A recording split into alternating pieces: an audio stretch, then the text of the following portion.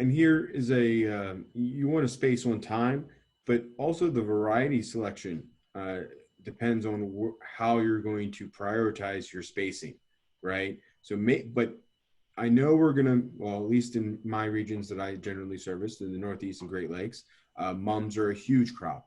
And generally what happens is people start shipping their mums and they don't get to their poinsettias on time.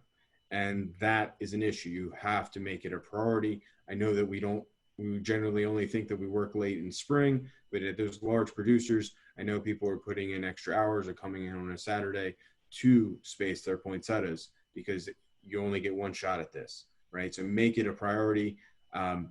Too late, you're going to have tall, weak plants, all right? And too early, what can actually happen with some varieties going too early is they're going to go laterally on you and go real wide.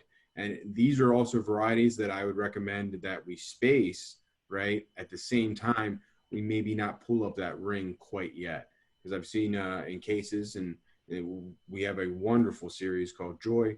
When you space it a little too early and pull up that ring, the thing is so aggressive, it'll take up that space and then it'll grow around that ring, especially in some of the larger sizes.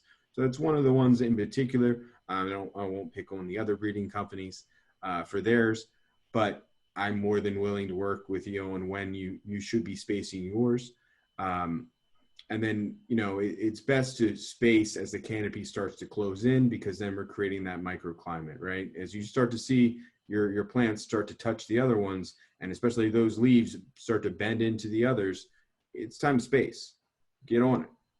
And then the counter to James's point, one of the things that we've pursued in our breeding and aggressively is a very vertical architectured plant.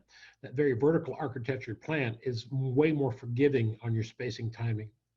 If you space early, it's not going to go wide. If you space late, it just becomes a height measurement issue.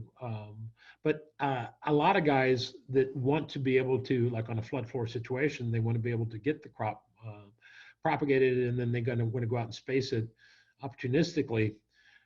These more steeper angled genetics are more conducive to being able to be spaced earlier.